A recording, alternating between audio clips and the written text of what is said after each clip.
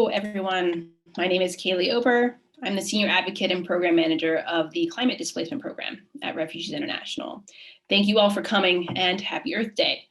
It's my distinct pleasure to welcome you to today's event, How the U.S. Can Lead on Climate Change and Displacement Policy, Views from Communities on the Frontlines, and introduce you to our keynote speaker, Senator Ed Markey. As we all know, Senator Markey is no stranger to leadership on this issue. A year ago, Refugees International awarded him our Congressional Leadership Award for his crucial work on tackling climate change and its humanitarian implications. He is chair of the Senate Climate Change Task Force and in 2019 introduced groundbreaking legislation which sought to protect those displaced by climate change. And just yesterday, he reintroduced the Green New Deal alongside Congresswoman Alexandria Ocasio-Cortez. Senator Markey, thank you so much for being here and continuing to be such a champion for this important cause. The floor is yours. Thank you so much. What a great honor to be with you today. Thank you. And thanks to Refugees International for hosting this important conversation. I want to thank you for having me talk about this incredibly important issue of climate change, global resilience, and migration. As we celebrate Earth Day today, I'm encouraged by the actions that the United States and countries across the world are taking to combat the climate crisis. While aggressive action now can help prevent some of the worst outcomes of the climate crisis, we must also work to address the serious consequences of the crisis that people around the world are already facing. Last year tied 2016 for the hottest year on record, capping what was the planet's hottest decade ever. And of course, the burden of this excess heat, climate chaos overwhelmingly hit disadvantaged communities and people of color. When we talk about addressing the climate crisis, we often overlook the effects of climate change on migration and displacement. But climate displacement is a growing problem. Currently, 80 million people around the world have been forcibly displaced. Climate-driven disruptions like drought, famine, rising sea levels, and other weather-related disasters are forcing more and more people from their homes. Natural disasters, drought, and violence are often intertwined and layered, creating a humanitarian disaster.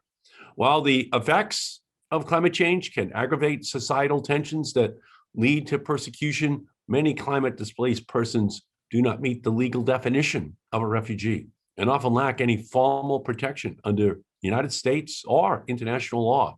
They end up falling through the cracks in our system of humanitarian protections, and they cannot access resettlement opportunities in the United States, despite our moral and historic responsibility for the effects of the climate crisis. The consequences of climate change have only become more dangerous, more frequent, and more devastating in recent years. As a result, the need to address this climate-fueled humanitarian crisis has become increasingly clear. Today, I am reintroducing legislation to create both a global climate resiliency strategy and a new humanitarian program for those who are affected by environmental disasters or climate change or have been displaced. This new humanitarian program will function separately from the United States Refugee Admissions Program, but will afford climate-displaced persons the same benefits. It works to provide durable resettlement solutions for those fleeing natural disasters. But resettlement should be a last resort. We must take preemptive steps to prevent humanitarian crises from happening. And that's why this bill takes on the shared responsibility of climate change adaptation, global disaster risk reduction, resiliency building, and disaster response and recovery. And importantly, this legislation would direct the Secretary of State in coordination with USAID Administrator and the Special Envoy for Climate, John Kerry, to devise a global climate resilience strategy. We need comprehensive federal efforts to address both the immediate and longer-term efforts to ensure that we are anticipating these events caused by climate change. We must promote resilience through U.S. foreign policy so that climate change forces fewer vulnerable people from their homes. As climate change accelerates, We have to move beyond the traditional models and structures of international security assistance. We must continue to monitor the worsening climate crisis in tandem with the ongoing public health and economic crises caused by COVID-19. Global shutdowns may have caused emissions to dip temporarily, but the driving forces behind climate change continue to strengthen. Last month, more migrants sought protection at the US-Mexico border than at any time in the last 15 years. And this rise in migration can largely be attributed to political and economic instability in and around the Central American area. But it is also fueled by a changing climate and the devastating natural disasters that change is causing. We can no longer ignore that our changing climate has become a major factor in why people are forced to make the harrowing journey to our southern border. Sea levels and temperature have continued to rise, and the 2020 Atlantic hurricane season was the busiest on record, devastating communities near the equator. As the weather turns more extreme, the World Bank estimates Central America alone will see more than 17 million people displaced by the year 2050. Investing in resilience now is our best hope to protect people at home and abroad from the effects of the climate crisis, a crisis for which the United States bears a disproportionate responsibility.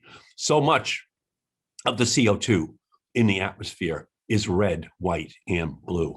We've been polluting for 200 years.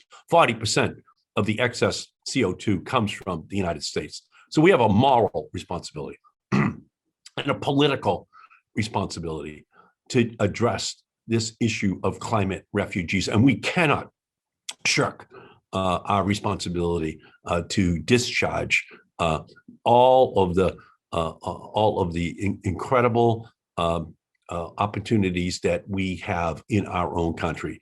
Today's Earth Day. There's a huge summit where the world is coming together, but we have to understand that so much of the pain and the suffering is already built into our climate, already built into the atmosphere. The harm is already going to happen. We try to stop additional harm by reducing and ultimately going to zero net emissions. But until then, there's going to be warmer days, higher seas, greater droughts, and we have a responsibility to deal with the consequences of that for families across the planet. This Earth Day brings to mind a quote from St. Augustine of Hippo. Hope has two beautiful daughters. Their names are anger and courage. Anger at the way things are, and the courage to see that they do not remain as they are. Thank you so much for everything you're doing to change the way things are. Great honor to be with you today. Thank you so much, Senator Markey, for your bold vision and bold words and speaking from the heart. Refugees International very much appreciates the bill you're reintroducing, and we vocally support it. And we thank you for being here. It's an honor to have you here with us today, and we will continue to appreciate your dedication and leadership. Thank you. Thank you so much. So now we'll turn to the panel discussion. I'll ask my fellow panelists to go ahead and turn on their cameras here. Our event today will primarily focus on communities on the front lines of climate change and telling their stories. This is meant to add a displacement-specific lens to the Leaders Summit on Climate Change that's occurring at this very moment. And it's also meant to provide context for President Biden's February executive order requesting a report on issues of climate change and migration, including recommendations on multilateral engagement, foreign assistance, and importantly, protection and resettlement. Our speakers include Harjeet Singh, the Global Climate Change Lead for ActionAid, who will provide insights from ActionAid's recent report on climate change and migration in South Asia. Elena Olea is the Associate Director of Programs for Alianza Americas, who will bring stories from their partners on the ground in Central America. And Solote Songo, Senior Partnership Officer for Climate Justice and Crisis Response of the Unitarian Universalist Service Committee, who will reflect on their work with Indigenous communities in Alaska, Louisiana, and the Pacific, And she also just released a report on addressing climate force displacement in the United States. Welcome all. Now, these three speakers are all experts in the field, but they aren't joining us today by chance.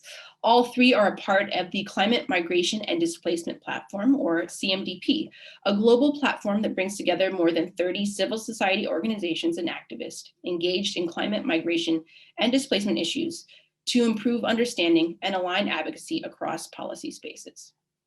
CMDP formed in 2018 when its founding members, including Refugees International, organized a civil society coalition during the negotiations of the Global Compact for Safe, Orderly, and Regular Migration to advocate for inclusion of language that explicitly acknowledged climate change as a driver of migration and on enhanced protection and migration pathways for people moving in such contexts.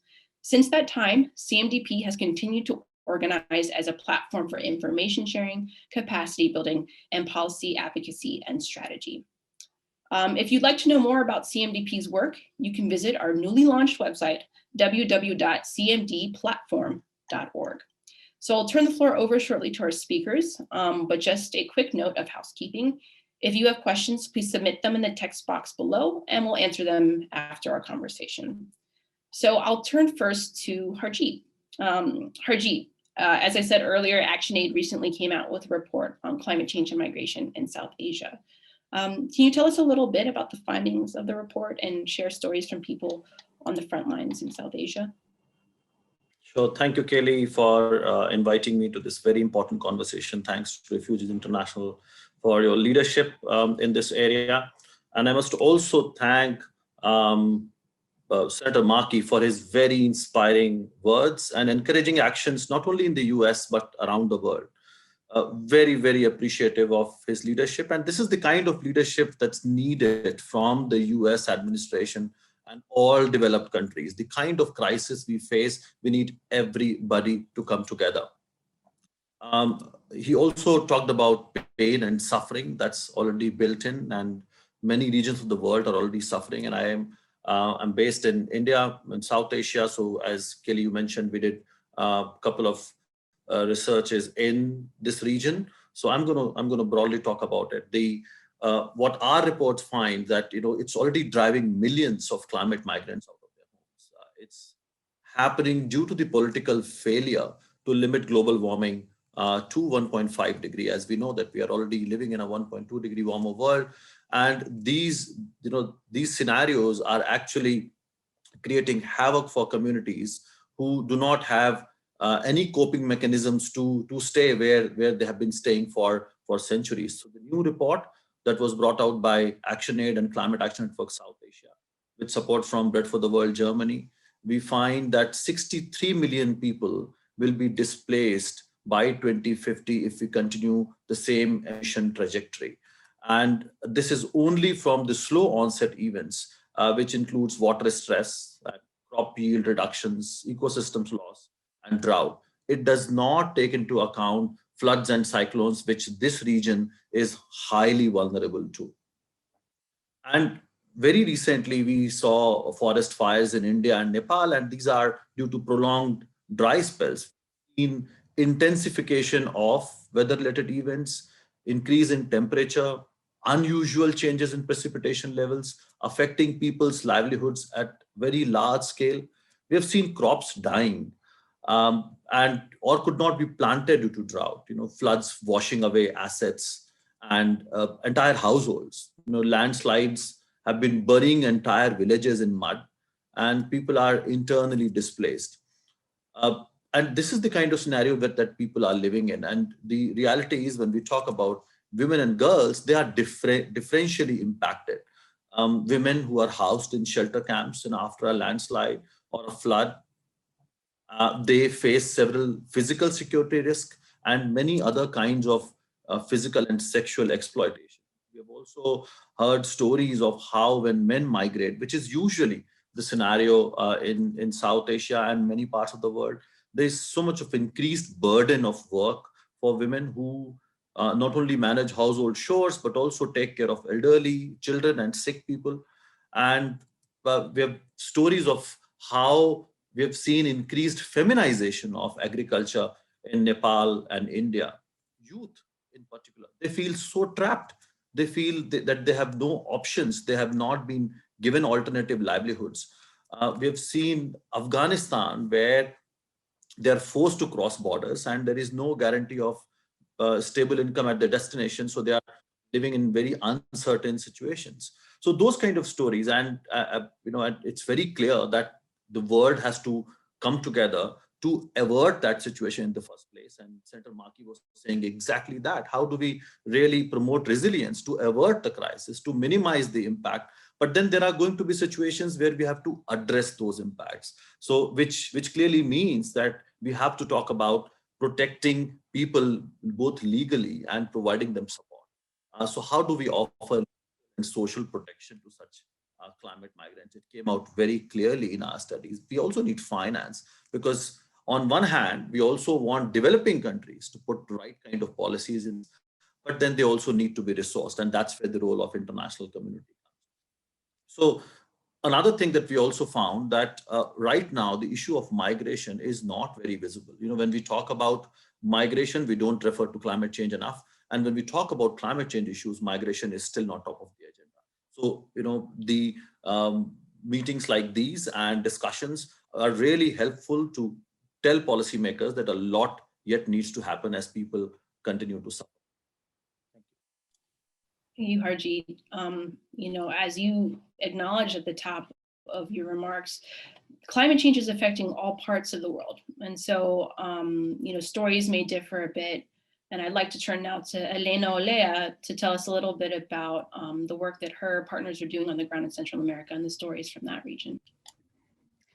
Well, thank you very much. I want to express my gratitude to Refugees International for convening this effort and for inviting us today, a very important day, Earth Day, to discuss this topic. And I also want to express my appreciation for Senator Markey for his long effort in this regard. We appreciate that he's continued to push forward for it year after year, and we are sure that we are going to see more positive outcomes in the near future.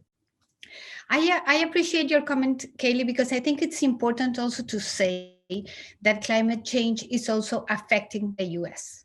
And so I think while it's important that we look and understand what's happening in other parts of the world and consider its impact in terms of internal displacement and migration, it also would be very important that we start to understand how climate change is impacting and forcing individuals to displace themselves within the United States. I think that that's an important point, and we really hope that we start naming more climate change and climate-induced displacement and migration. The first step is naming it, and I think that that's crucial.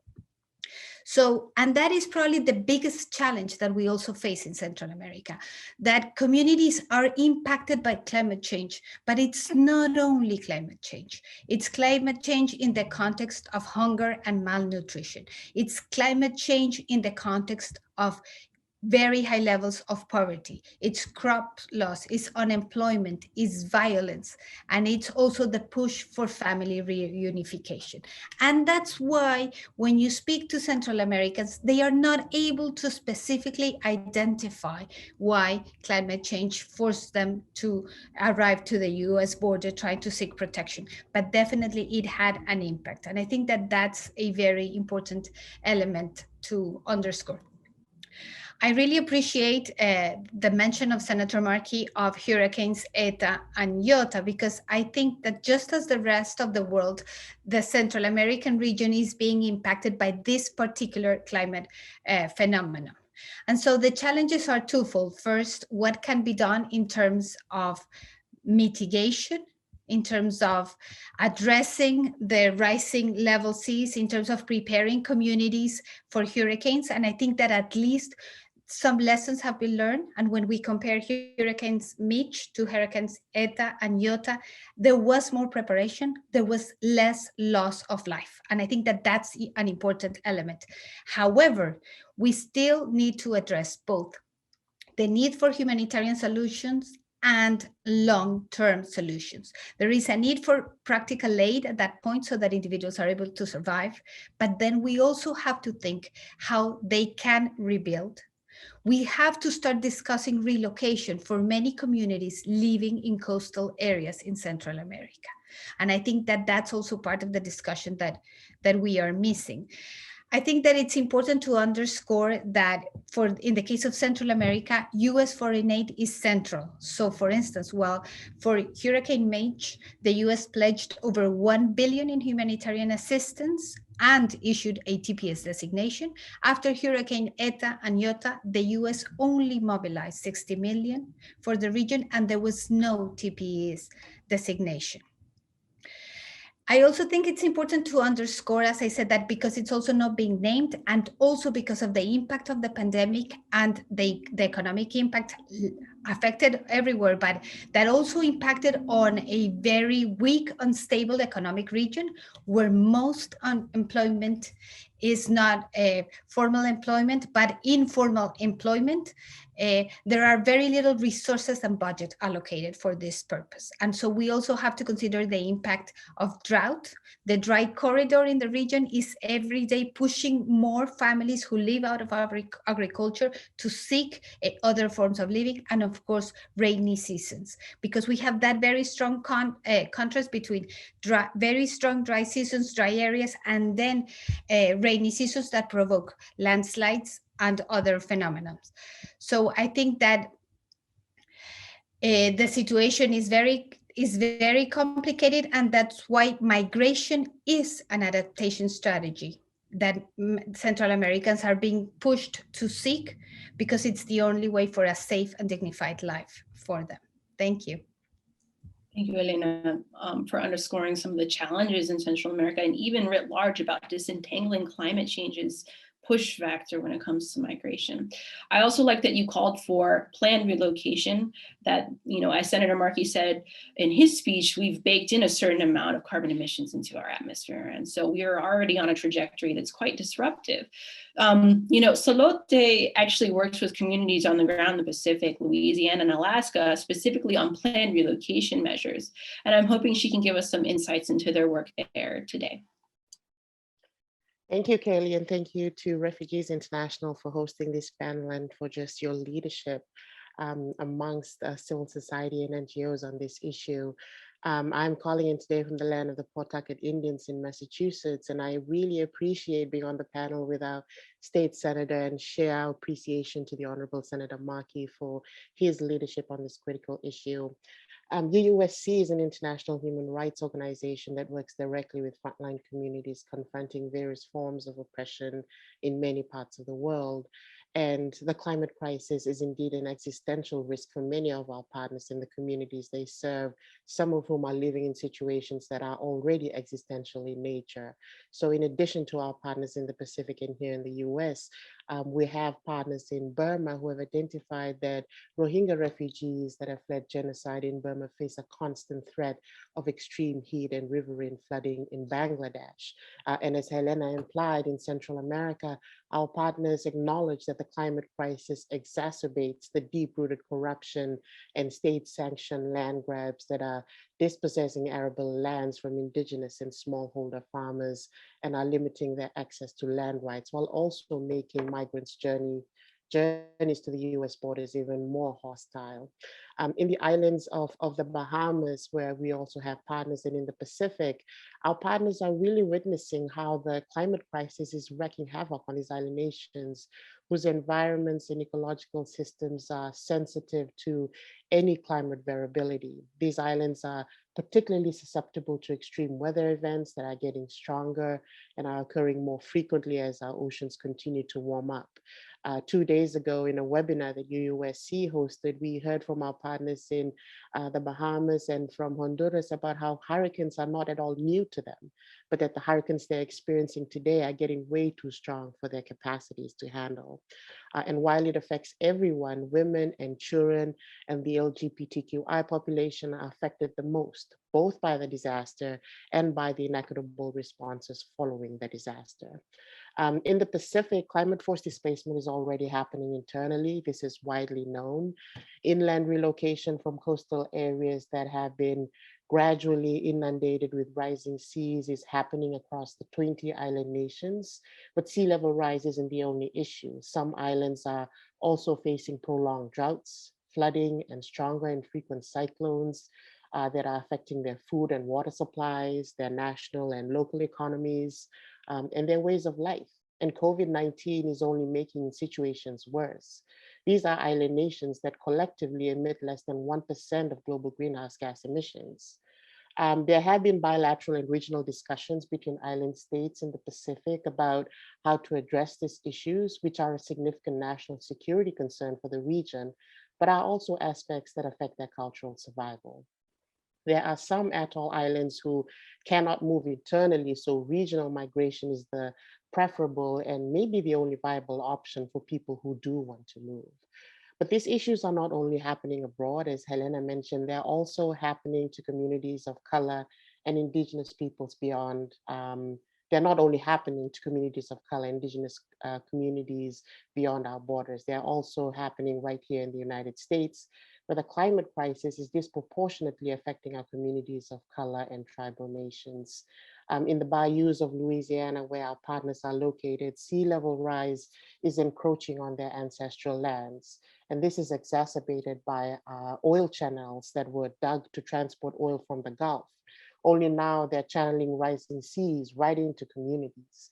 The repeated onslaught of storms and extreme weather in the Gulf affects their whole livelihoods, from their subsistence, their local economies, their housing and transport infrastructure, to their burial sites and traditional mounds. Climate displacement and relocation planning is already happening. The Aldi Jean-Charles Band of the Biloxi Chiramacha Choctaw was awarded a HUD grant to relocate its entire village in 2016. It's been 5 years, but nothing has been built. And in Alaska, the US Government Accountability Office has already identified early on in the decade, in 2003, I believe, that most of the 200 Alaska Native tribes are experiencing some form of flooding and erosion. But since then, not much progress has been made. Some efforts and planning for relocation and adaptation has already begun, but it's not happening at the same urgency that help is needed. Climate force displacement in the United States is also somewhat of a pending governance crisis. Now, partners in the Pacific and the EU here in the US may be far apart, but geographically, they have one story. They are remote and in many aspects invisible. They are indigenous peoples whose identities are tied to their lands and waters. They are acutely aware of the traumas of the dispossession of their lands and of the loss of their rights as indigenous peoples through systemic oppression. And so in many ways, climate force displacement is a re-manifestation of these losses and trauma. Their agency, knowledge, and wisdom are not adequately recognized in policymaking. They are not receiving adequate financial and technical assistance, and they're not meaningfully engaged in the development of the policies and governance frameworks at the international or national levels that this issue desperately needs. And these are opportunities for policymakers to correct and make better. Thank you, Salote. Powerful words from you. I think all three speakers really spoke to certain trend lines, right? We are in a climate crisis. It's not a future event, we're in the midst of it. And people are already on the move or being displaced due to climate-related factors. And there's much that a US administration or a Biden administration can do. And so I'm gonna turn back to the speakers and pose them a very specific question, which is, if you were to recommend one or two things to the Biden administration policy-wise that they can do right now to address some of these grave issues that you've been talking about, what would they be? So I'll start with Harjeet. Well, I think the first very important thing is how do we look at the future trends and bring down emissions? We have seen US coming up with a new number, which is now more than 50% of emission cut, but I think that's still not enough. It's encouraging, it's a departure from the previous commitment and seeing a very positive move. But in reality, if you look at the fair share of the US, it's still not close to that. I think US has to do much more and support developing countries in reducing emissions, which means financial flows. And we have still not seen US stepping up its contribution as a global leader. And as I said earlier, it's also important that at the local level, developing countries put policies in place, but again, the challenge remains of finance. So I think as global community and what we expect from Biden administration is to really step up financing, but particularly public finance. You know, I'm sure we'll hear a lot more private financing announcements in the next couple of hours, but that's not going to help people who are forced to migrate. I think for adaptation, for resilience building, for addressing climate impacts and migration, we need public financing so that we can provide them social protection. So I think the focus on public finance has to be there from Biden administration and all developed countries. Thank you, Harjeet. Elena? Thank you. Only one or two. That is difficult. Well, but I'm going to try to squeeze a lot. Well, I think that the first ask that we have is we need the US leadership, and the US leadership first has to be for the US to assume its responsibility for being the largest emitter of greenhouse gases. And that is difficult. And I think the pandemic has shown us how it's part of the US society not to be even willing to give up any freedoms for others in the context of the pandemic. We need to learn. And the pandemic is a crying call that is teaching us that we all live in the same planet, that our actions have impact on others. And so the US leadership is very important, and we don't have any more time to wait. That's why we're hoping that today's announcements are very strong and really represent a significant move forward, because that is what we need. In the case of the region, I want to underscore that the initiative to address root causes is important, and it must include climate change, labeled and named as such. And specifically, it should the inclusion of climate change in the resources allocated to the region to address root causes should also be intertwined with pushing for the governments of the region to acknowledge climate change and to develop domestic policies. We need international aid, and we need a domestic effort. And that's really what we need worldwide. So I think it's important. And we also need to devote resources for mitigation and also resources for adaptation. And those are, I think, the two key elements as we move forward. The US can also and should have issued a new TPS designation in light of the impacts of hurricanes Eta and Iota for Nicaragua, Honduras, El Salvador, and Guatemala. It is not too late. The US can do that now. However, I think it's important to underscore that a new TPS designation, it's only the first step.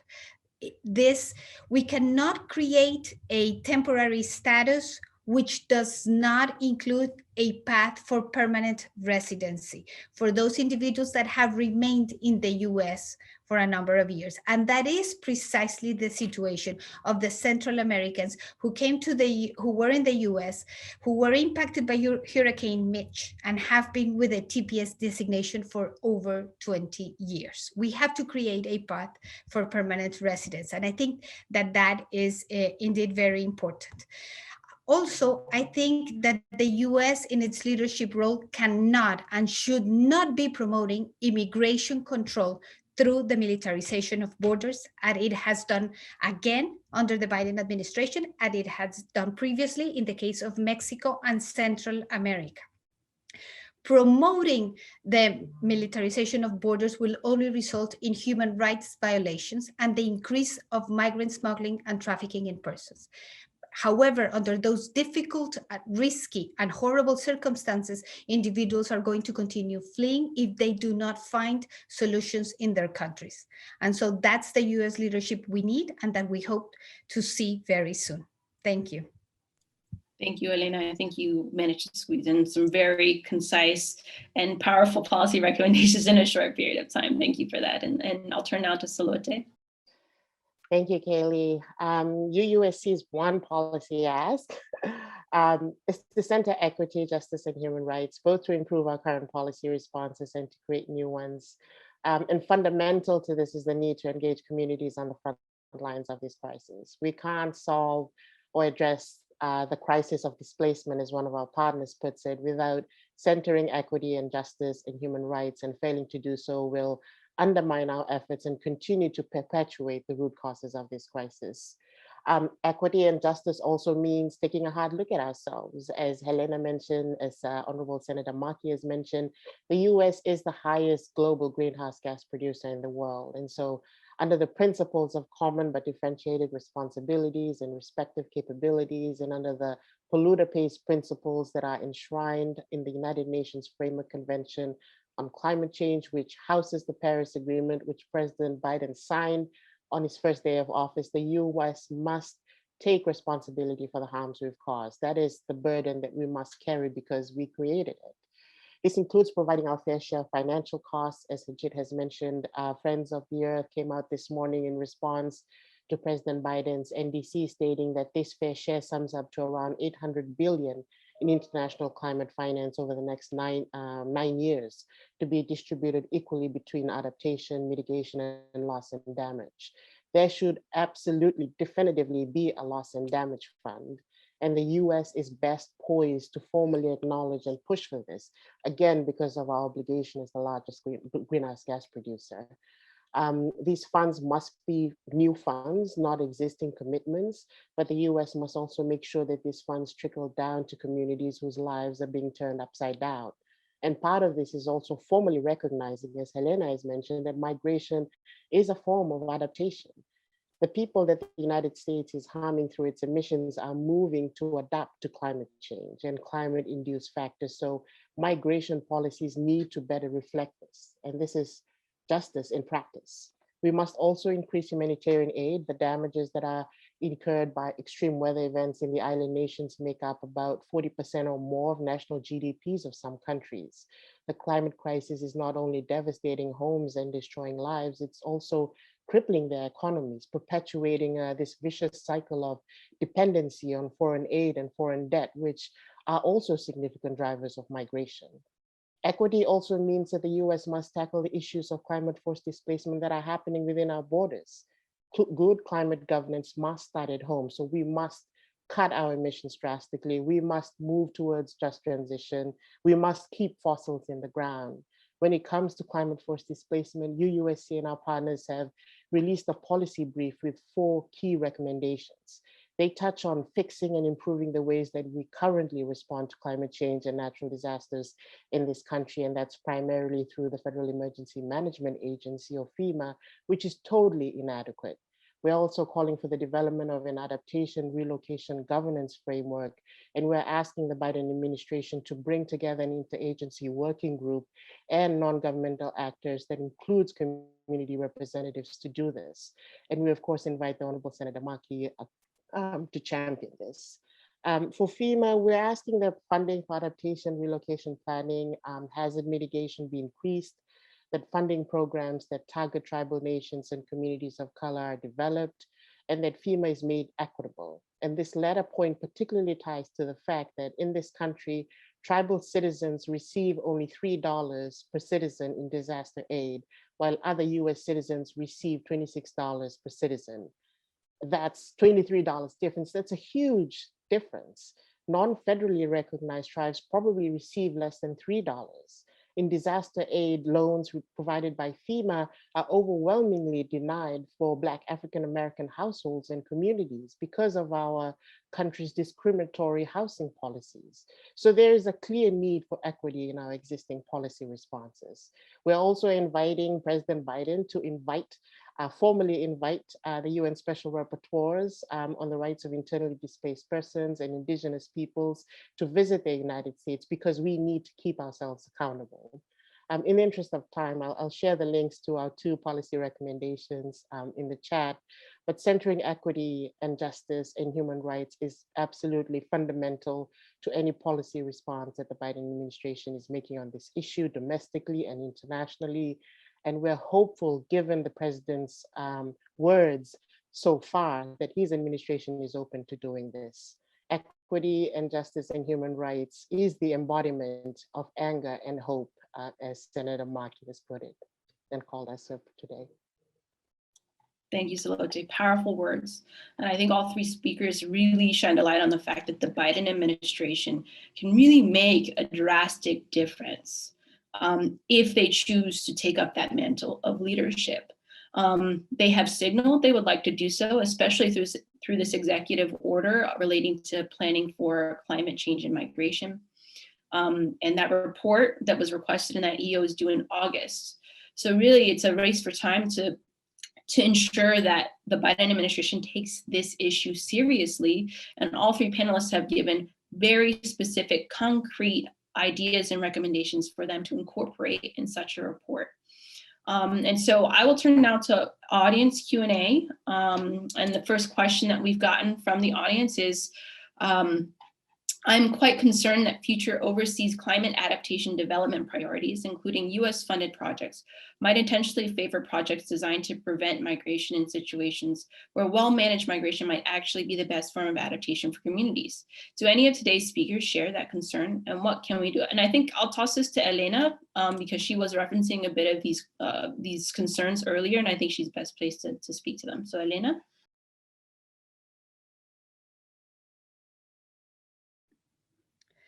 Yes, thank you.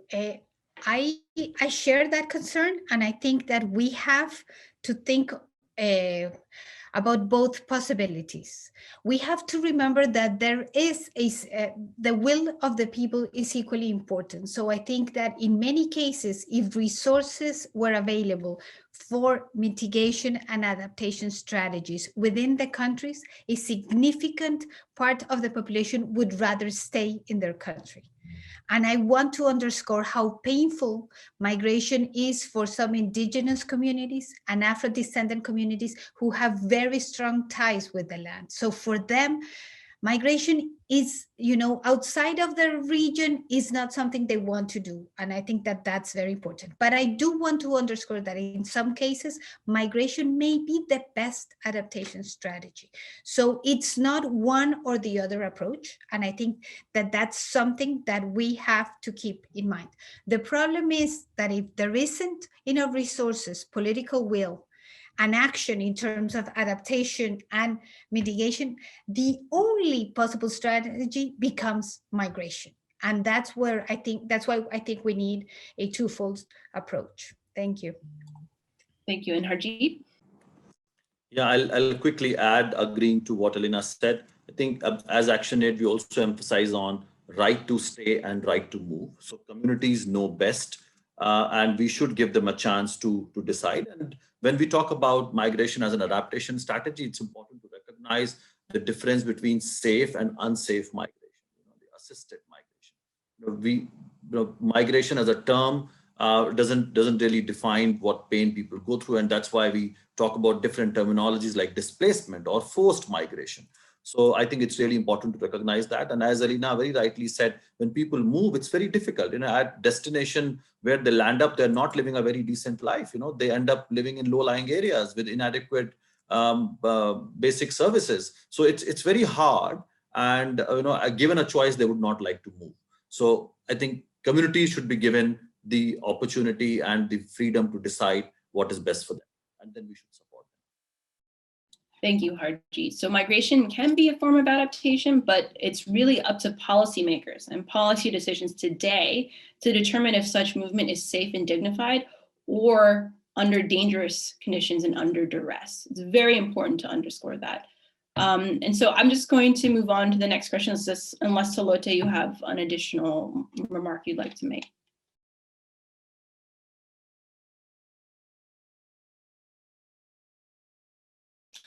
Okay, the second question we have today is, are there any data gaps that could be improved to help support and advocate for specific policy solutions? This is a complicated problem. What numbers are we still lacking in each region to really capture the complexity of the human rights effects of this problem? That's a hard question. Anyone want to take it up? I would just like to add something by the way of an invitation. We have actually an event today on Earth Day as part of our root causes series on the causes of migration from Central America.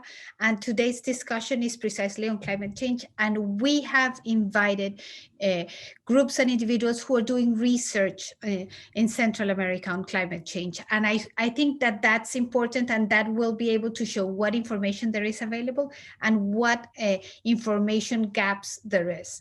I want to underscore that there are not national resources to devote to research. So in most cases, it has to be from projects who are coming from overseas or from foundations to work doing this research and gathering the necessary data.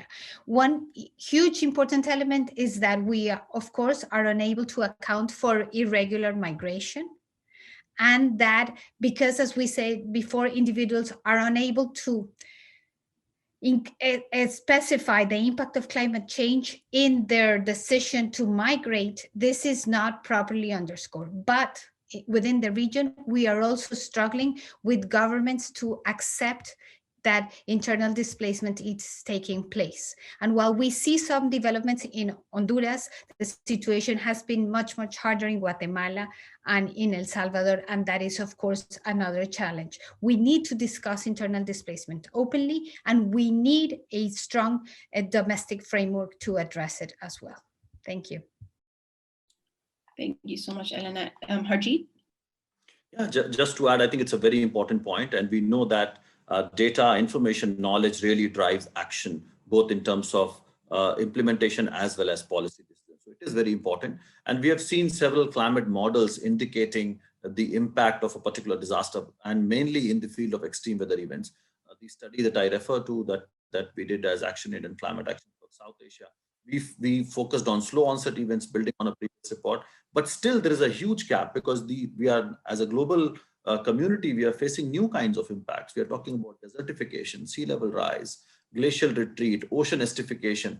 These are new challenges. We really do not have data sets and even the methodology to look at the scale and the impacts that people are going to face in future. So there is a huge gap, and I would urge that we should make investments in public institutions in developing countries so that they are not just depending on data coming from the global north, but they have the capacity to continue that research so that that can inform policymakers for appropriate policies and measures. Important point. Thank you, Harjeet. Salote?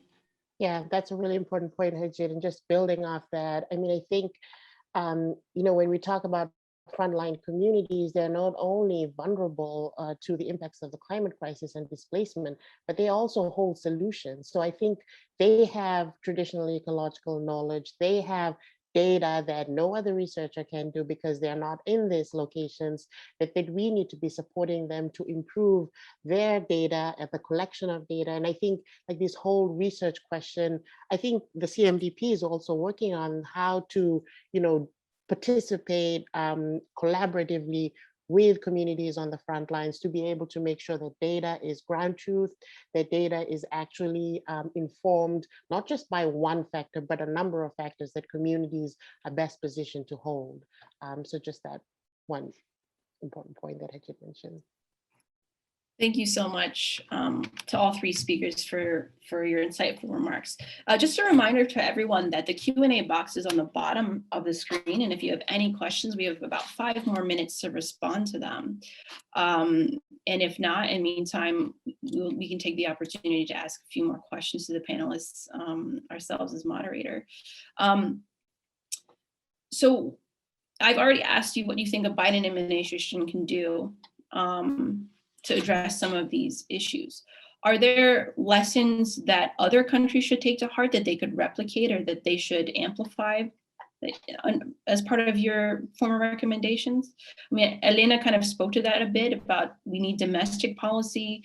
Harjeet spoke to that a bit. We need to invest in public institutions. Are there other things that we're missing here from this conversation?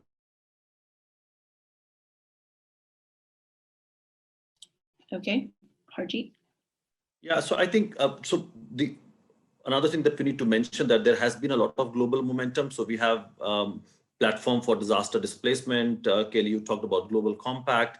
We also now have Task Force for Displacement mandated by the UN system, which is now looking into policies and capacity building.